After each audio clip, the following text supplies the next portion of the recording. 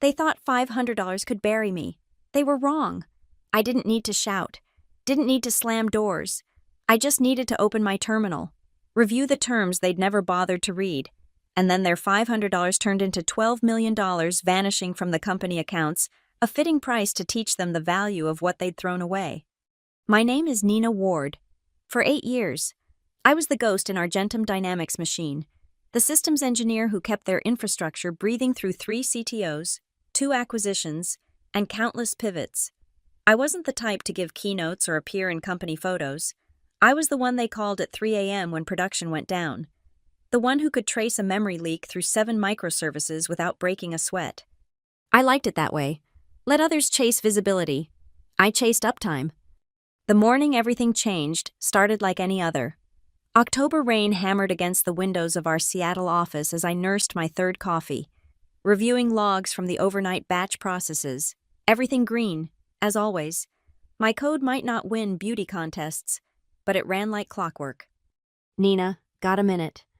I looked up to find Logan Prince standing by my desk, that practiced smile plastered across his face. Our new CTO.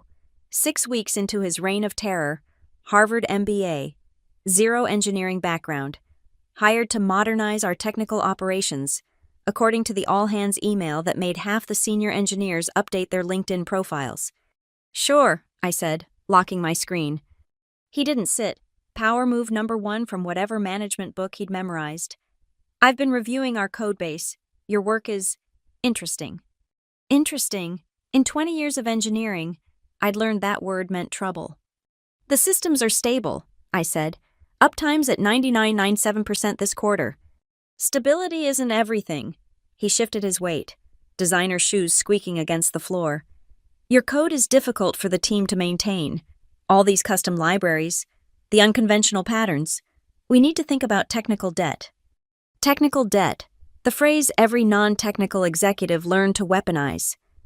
I'd heard it from his predecessors, too. Right before they discovered my debt-ridden code was the only thing standing between the company and complete infrastructure collapse. Which components specifically concern you? I kept my voice neutral, professional. All of it, frankly, but that's not why I'm here. He pulled out his phone, swiped to something.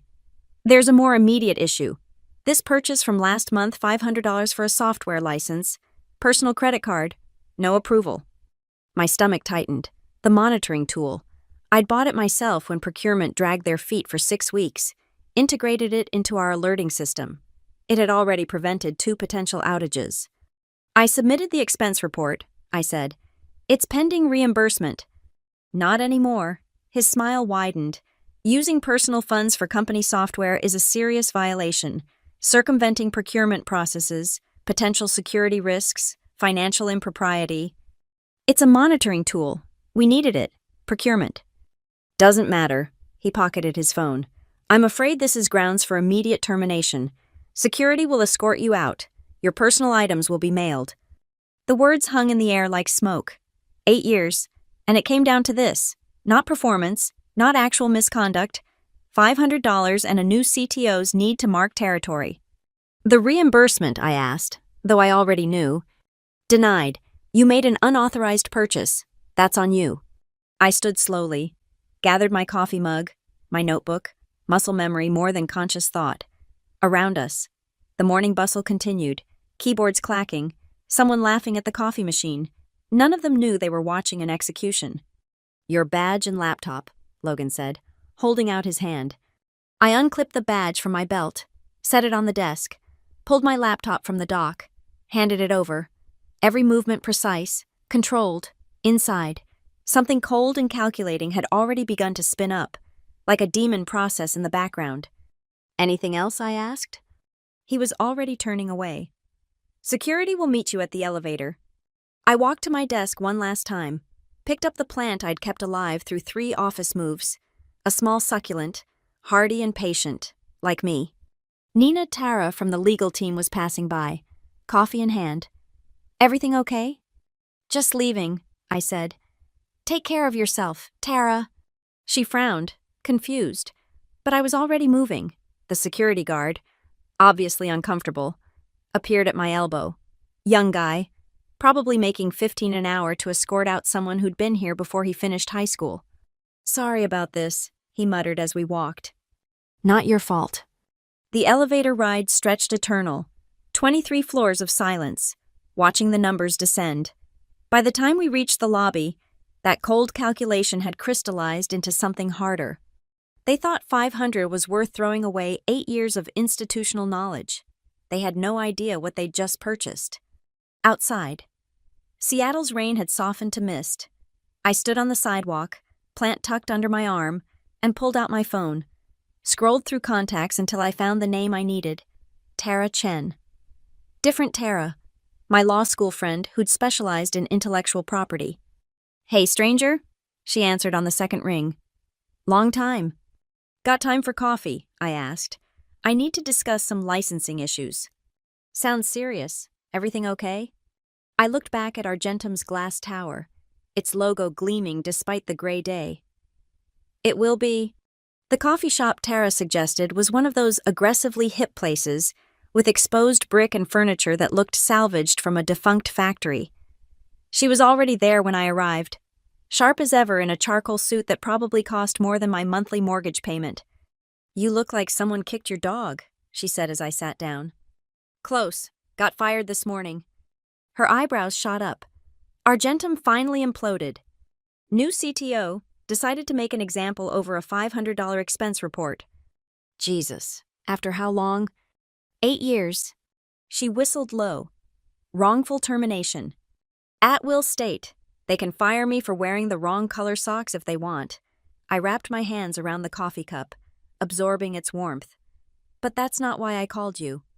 I pulled out my personal laptop, logged into my GitHub account, pulled up repository after repository, each time-stamped, each with carefully documented commit histories. These are libraries I developed, I said. On my own time, my own equipment, integrated them into Argentum's systems over the years because they needed solutions and I could provide them. Tara leaned forward, scanning the licenses. MIT license on this one, GPL here. Wait. She stopped at one particular repo. This is your custom license. Drafted it myself 3 years ago. Free for personal use. Requires commercial licensing for any for-profit entity. And Argentum's been using these in production across their entire infrastructure. I pulled up another tab. I've been meticulous about tracking usage, every API call, every build process that pulls from my repos. Tara sat back, a slow smile spreading across her face. You beautiful, paranoid genius. You've been planning for this. Not planning, just preparing. I learned early that companies love using your work but hate paying for it, so I made sure the terms were clear, even if no one bothered reading them. How much are we talking about? I showed her my calculations, usage metrics, server instances, build processes, 3 years of commercial use across dozens of systems.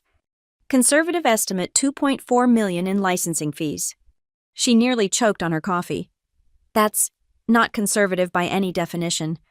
It is when you consider the damage if I revoke their license. Every system running my code would need to be rewritten or shut down. Which they can't do because you're the only one who understands it. Oh, they understand it fine. They just can't replicate it. There's a difference. Tara studied me over her cup. This is about more than money. The money's just how we keep score. This is about 8 years of 3 a.m. calls, of holding their systems together with digital duct tape and prayer, of being invisible until something breaks, then being essential until it's fixed. And now they've made you visible. Their mistake. She pulled out her tablet, started taking notes.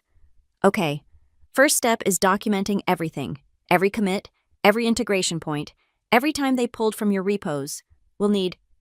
Already done. I slid a USB drive across the table. Logs going back 3 years, Git histories, CI/CD pipelines, even their internal Slack messages discussing implementation. How did you? I built their logging system. I know where every byte of data lives. She pocketed the drive. This is going to be fun. But Nina, you know once we send this, there's no going back. You'll be burning every bridge. They lit the match when they walked me out over $500. I'm just choosing where the fire spreads. We spent the next 2 hours mapping strategy. Tara would review everything, ensure our legal position was ironclad. I'd monitor their systems from the outside, tracking continued usage. We'd give them time to realize what they'd lost before making our move. "How long do you want to wait?" she asked, as we prepared to leave. "Long enough for it to hurt, for them to feel the absence before they understand the cost." "That's cold." "That's business. They taught me that this morning." I left the coffee shop and drove home through Seattle's perpetual drizzle. My apartment felt strange at 2 p.m. on a Tuesday. Too quiet, too still. I set my salvaged succulent on the windowsill and opened my laptop. Force of habit made me check Argentum's status page first. All green lights, systems humming, my code doing its job even as HR processed my termination. The irony wasn't lost on me. But I knew those green lights wouldn't last. Logan Prince had no idea what he'd inherited. No understanding of the Jenga tower of interdependencies I'd spent 8 years building and maintaining. He saw messy code where I saw evolved solutions. Technical debt where I saw battle-tested reliability. He'd learn. I pulled up my monitoring dashboard, the one running on personal infrastructure Argentum didn't even know existed. Hooks I'd built into the open-source libraries. Nothing malicious, just telemetry, usage statistics, error rates, performance metrics, everything a responsible maintainer needed to support their code. Within hours, I saw the first signs, a junior developer pushing a cleanup commit, removing what they thought were redundant error handlers. Logan's influence, no doubt. Clean code over functional code. The error rates spiked immediately, not enough to trigger alarms, but enough that I noticed. They'd introduced a race condition that would manifest under load. Give it a week, maybe 2, and they'd have their first real outage. I closed the laptop and made dinner. Salmon, asparagus, a glass of wine. Ate alone at my kitchen counter, watching the city lights blur through rain-streaked windows. My phone buzzed occasionally, former colleagues reaching out. Having heard the news, I let them go to voicemail. That night, I slept better than I had in years. No on-call responsibilities, no anxiety about overnight batch jobs, just the quiet satisfaction of knowing that somewhere across the city, in Argentum's gleaming tower, my absence was already beginning to cost them. They thought they were saving $500. They had no idea what they were about to pay. The first 2 weeks passed in strange tranquility. I established new routines, morning runs without checking production alerts, coffee without the accompanying dread of emergency Slack messages. I even took a pottery class, something I'd been meaning to do for years. But I never stopped watching. My monitoring dashboard became a dark entertainment, a systems-level soap opera playing out in real time. The junior developers, emboldened by Logan's mandate to modernize, continued their refactoring crusade. They renamed variables for clarity, restructured modules for elegance, deleted commented code they deemed unnecessary. Every change was a small cut, individually harmless, collectively catastrophic. The first real incident hit on a Thursday afternoon. I was at Pike Place Market, browsing flowers, when my phone buzzed with an automated alert. Memory leak in the payment processing service. Not my problem anymore, but old habits die hard. I found a coffee shop and pulled up the public status page. Still green, but I knew better. The leak was in a section of code that interfaced with one of my libraries. The junior dev who'd cleaned it up had removed what looked like redundant object cleanup. Except it wasn't redundant, it was handling edge cases in the third-party payment API that only surfaced under specific conditions. By the time they noticed, 3 hours had passed. The service was consuming 80 gigabytes of RAM and climbing. In the old days, I'd have spotted it in minutes, fixed it in 10. Now I sipped my latte and watched their response time metrics crater. They got it under control eventually, rolled back the change, restarted the service, but the damage was done 3 hours of degraded payment processing, probably a few thousand failed transactions, the kind of thing that made CFOs ask uncomfortable questions. That evening, Tara called. "You see the news?" "What news?" "Argentum's having issues. Stock dipped 2% on reports of payment processing problems." "Unfortunate," I said, stirring pasta on the stove. "Uh-huh. You wouldn't know anything about that." "I'm unemployed. Remember just enjoying my severance." What severance you said they walked you out? Exactly. She laughed. You're enjoying this too much. I'm enjoying it exactly the right amount. But the payment incident was just the appetizer.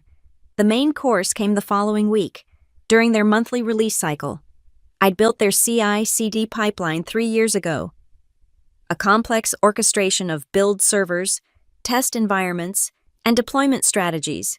It was ugly, full of workarounds and special cases, but it handled their polyglot architecture with minimal downtime. Logan, apparently, had ordered a streamlined deployment process. I watched it unfold like a slow-motion car crash.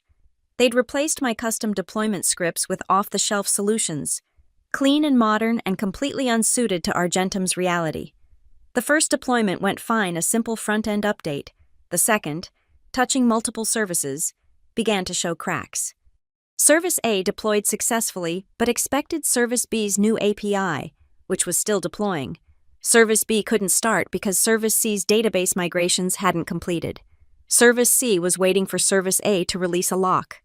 Circular dependency, deadlock, the entire platform grinding to a halt. In my apartment, I poured a glass of wine and pulled up my camping chair on the balcony. Seattle's skyline glittered in the distance. Argentum's tower lit up like a beacon. I imagined the war room scene, Logan pacing, engineers frantically debugging, pizza boxes piling up as the hours stretched on. They'd fix it eventually, roll back, untangle the mess, implement better deployment ordering, but not before hours of downtime, not before enterprise customers started calling their account managers, not before the board started asking why their new CTO's modernization efforts were causing more problems than they solved. My phone rang, unknown number, but I recognized Argentum's corporate prefix. Hello. Nina. A familiar voice, Marcus, one of the senior engineers. We'd worked together for 5 years. Hey, I know this is awkward, but we're having some issues with the deployment pipeline. I'm sorry to hear that, I said, watching a ferry cross the sound. Look, I know Logan let you go, but we're in a bad spot. The new deployment system is locked up, and we can't figure out why. Could you maybe— Marcus, I interrupted gently. I don't work there anymore. I know, but maybe just some guidance point us in the right direction. I felt for him, I really did. Marcus was a good engineer, hamstrung by management decisions he couldn't control, but sympathy didn't pay bills or restore faith. Check the service dependency graph, I said finally. Look for cycles. And Marcus, next time Logan decides to fix something that isn't broken, remember this moment. Nina. I hung up. Let them figure it out. I'd given them more help than they deserved. By morning, they'd resolved the deployment crisis, but the damage was spreading. Tech blogs picked up the story. Argentum Dynamics suffers second major outage in 2 weeks. The stock price dipped another %. LinkedIn lit up with recruiters sensing blood in the water, circling Argentum's talent pool. Tara called that afternoon. I've finished reviewing your documentation. This is airtight. Your licenses are clear. Their usage is documented. The terms are enforceable. Good. When do you want to pull the trigger? I thought about it. Part of me wanted to wait longer, let them dig deeper, but there was strategy in striking while they were vulnerable. Monday, I said. Give them the weekend to think they've stabilized. Cold. Calculated. There's a difference. I spent the weekend preparing, not the legal documents. Tara had those handled. I prepared myself. Once we sent the demand letter, there was no going back. 8 years of relationships, gone. Any chance of a reference, destroyed. But then I thought about Logan's smile as he denied my reimbursement. The security guard escorting me out like a criminal. The $500 they thought was worth more than my expertise. Sunday night, I sat at my computer and composed an email to Tara. Short, simple. Send it. Monday morning arrived gray and drizzling. Seattle at its most stereotypical. I made coffee and settled in to watch the show. The demand letter would hit their legal department at 9 a.m. sharp, right as everyone was settling in for the week. I didn't have access to their internal communications anymore, but I could imagine the chain reaction. Legal would read it, panic, forward to the C-suite. Logan would dismiss it as frivolous until someone technical reviewed the claims. Then the real panic would begin as they realized how deeply my code was embedded in their infrastructure. At 10:47 a.m., my phone rang. Argentum's corporate number again. Hello. Please hold for Logan Prince. I smiled, faster than expected. Nina, his voice had lost that polished confidence. I just received a rather alarming letter from your attorney. Then you should probably have your attorney contact mine. Let's not get ahead of ourselves. I'm sure we can resolve this reasonably. We could have. You chose not to when you terminated me over a legitimate business expense. That's a separate issue. This claim for $2.4 million is based on 3 years of documented commercial use of my proprietary code. The licensing terms are clear. You developed that code while employed by us. On my personal time, using my personal equipment, explicitly retaining ownership. Would you like me to forward the email where your predecessor acknowledged this arrangement? Silence. I could practically hear him grinding his teeth. This is extortion, he said finally. This is contract law. You've been using my software commercially without a license. The invoice reflects usage to date. Of course, if you'd prefer to cease using my code immediately. You know we can't do that. Then I suggest you have your legal team review the licensing terms and prepare payment. Nina, be reasonable. The company can't just write a check for $2 million. Should have thought of that before you saved $500 on my reimbursement. I hung up. The rest of the morning was quiet. I knew the storm was brewing in Argentum's tower emergency meetings, frantic code reviews, desperate searches for alternatives, but outwardly, they maintained silence. That changed after lunch. Marcus texted, "Holy shit, Nina, Logan's losing his mind. He's ordered us to strip out all your code by end of week." I didn't respond, but I watched my telemetry dashboard with interest. Usage of my libraries actually increased as they spun up additional instances, trying to understand dependencies. Like scratching a rash, the more they touched it, the worse it got. By Tuesday, the situation had escalated. Tara forwarded me an email from Argentum's legal team disputing our claims, arguing that work for hire superseded any personal licensing, typical corporate intimidation tactics. How do you want to respond? She asked. Send them the full audit trail, every commit from my personal laptop, every timestamp showing weekend and evening work. And Tara. Include the Slack messages where their engineers explicitly discuss using my personal projects to solve company problems. That'll shut them up? That's the idea. Wednesday brought the first public consequences. A junior developer, frustrated and overworked, accidentally pushed internal documentation to a public repo. Nothing sensitive, but it included architecture diagrams showing how deeply my libraries were integrated into their systems. Tech Twitter had a field day. Argentum Dynamics, built on engineers' personal projects, trended briefly. The stock price, already wobbly, dropped another 3%. Logan called again that evening. I let it go to voicemail. Nina, this is Logan. We need to talk.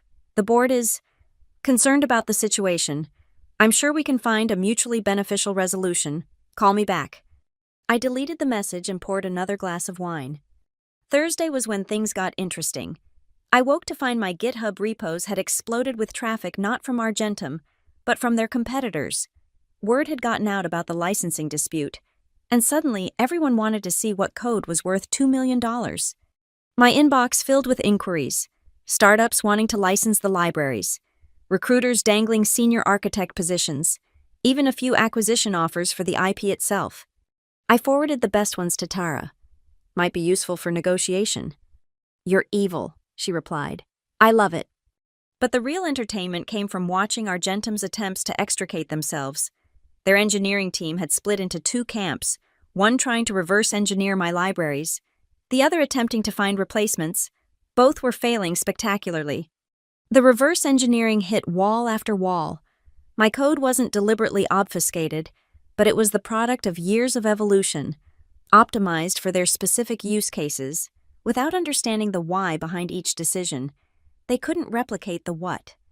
The replacement effort was even more comedic. Off-the-shelf solutions existed for some functions, but none handled Argentum's peculiar requirements. Their architecture had grown around my code like a tree around a fence. Removing it meant restructuring everything. Friday morning, Tara called early. They blinked. Oh. Full payment of the invoice, plus interest, plus legal fees, but they want an ongoing license and your agreement not to publicize the settlement. No. Nina. They pay the invoice. That covers past usage. If they want future usage, that's a separate negotiation, and I make no promises about publicity beyond not violating any legal agreements. That's harsh. That's business. They taught me that, remember? She sighed. I'll counter. This is going to get uglier before it's done. She was right. The next week saw Argentum's public situation deteriorate further.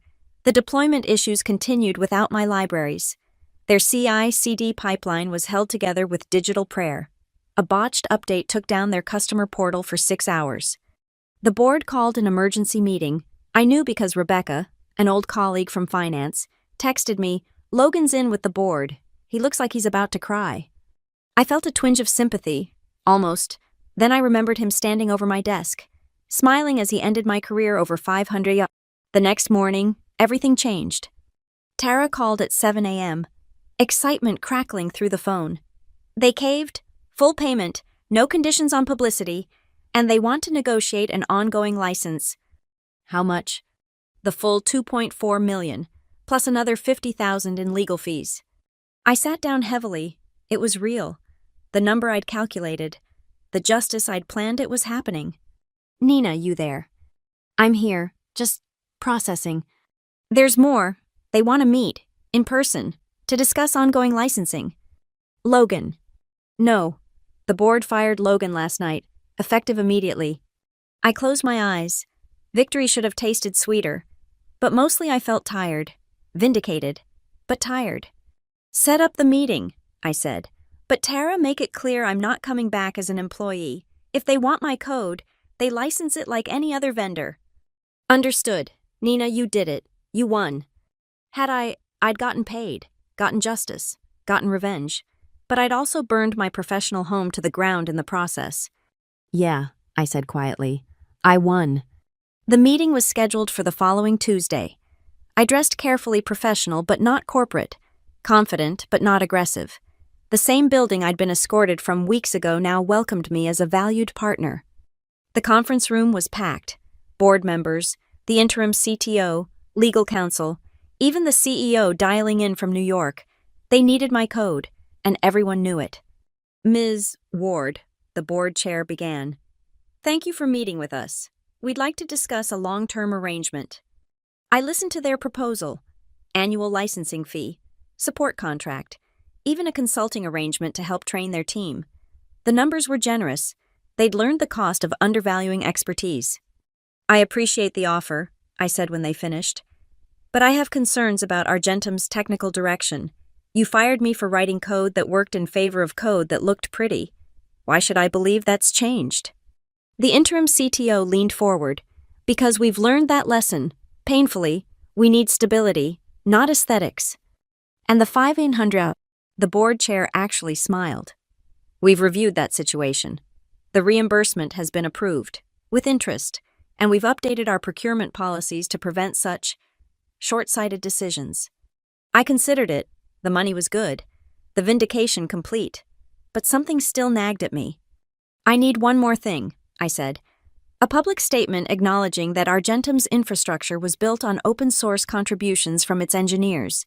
That innovation comes from empowering developers, not constraining them. They exchanged glances. The CEO cleared his throat over the speakerphone. That's unusual. So is firing someone over a $500 expense they incurred to keep your systems running. Take it or leave it. It took them less than 5 minutes to agree. I signed the licensing agreement that afternoon. Annual fee of $400,000 for unlimited use of my libraries, plus hourly consulting as needed. The public statement went out the next day. Carefully worded but clear in its message, Argentum valued its engineers and their contributions, both official and personal.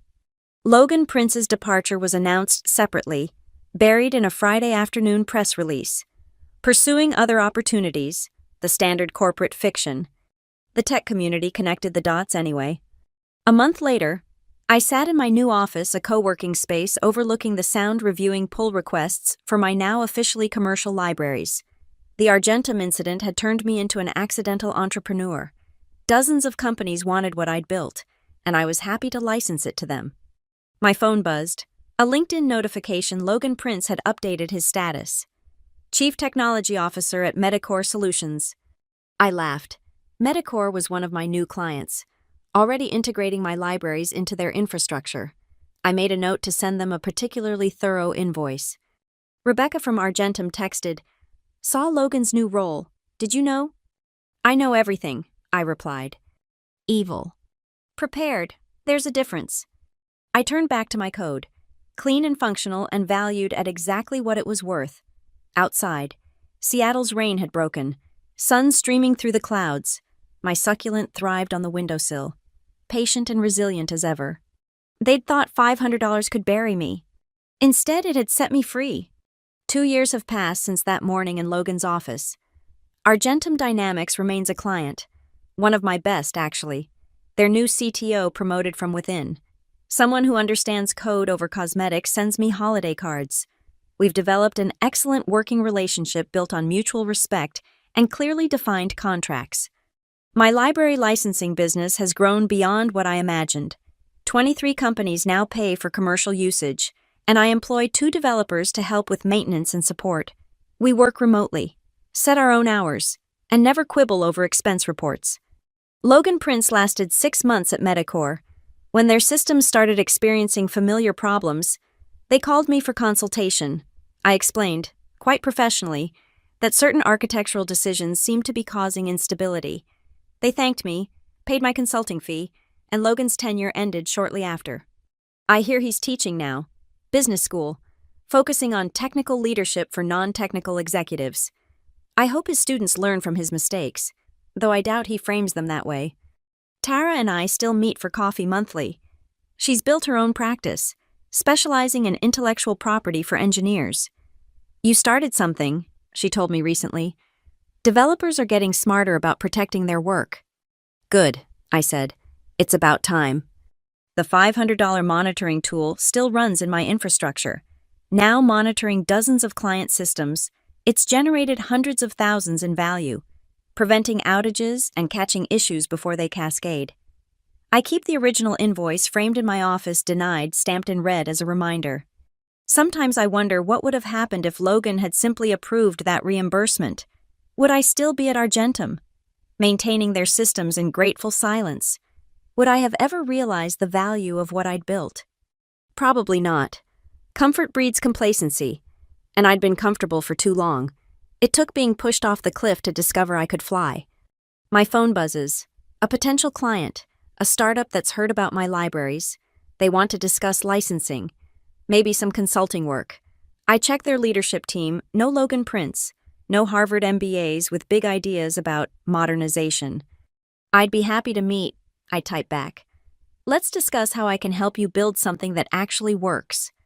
Because in the end, that's what it was always about, not the money. Though the money was nice, not the revenge. Though the revenge was satisfying, it was about the work itself, solving problems, building systems, creating something elegant and functional and enduring. They thought they were saving $500. What they bought was my freedom to do what I do best, on my own terms, at my own price. And that, as Logan might say if he'd learned anything, is just good business. The rain has started again, drumming against my office window in that familiar Seattle rhythm. I turn back to my code, fingers finding their rhythm on the keyboard. Somewhere out there, in server rooms and data centers, my libraries run their quiet magic, processing payments, routing messages, keeping the digital world spinning. All because someone thought $500 was worth more than the person who kept their lights on. Their mistake, my fortune. And the best part? This isn't even the ending. It's just the beginning of what happens when you teach an engineer the true value of their work. The code keeps running, the invoices keep coming, and somewhere, in a business school classroom, a former CTO teaches future executives about the importance of strategic technical investment. I hope he mentions the $500. I hope he explains how such a small decision can cascade into millions in losses, how treating your engineers as expenses rather than assets, can bring down entire infrastructures. But mostly, I hope his students are smarter than he was. Because out here in the real world, where code meets commerce, we're done being undervalued. We know what we're worth now, and we're not afraid to send the invoice. The succulent on my windowsill has grown, sprouted offspring that I've potted and given to clients. A small reminder that good things grow when properly tended, that patience and resilience pay off in the end. My latest commit pushes successfully. Another improvement to the libraries that started all this. Clean code, functional code, valuable code. The Git history shows my name, my timestamp, my copyright, clear and indisputable. I close my laptop and stretch, ready to call it a day. Tomorrow there will be more code to write, more problems to solve, more value to create. But tonight, I'll go home to my apartment, pour a glass of wine, and watch the city lights twinkle in the rain. They axed me over 500. My revenge cost them 12 million. But my freedom, that's priceless.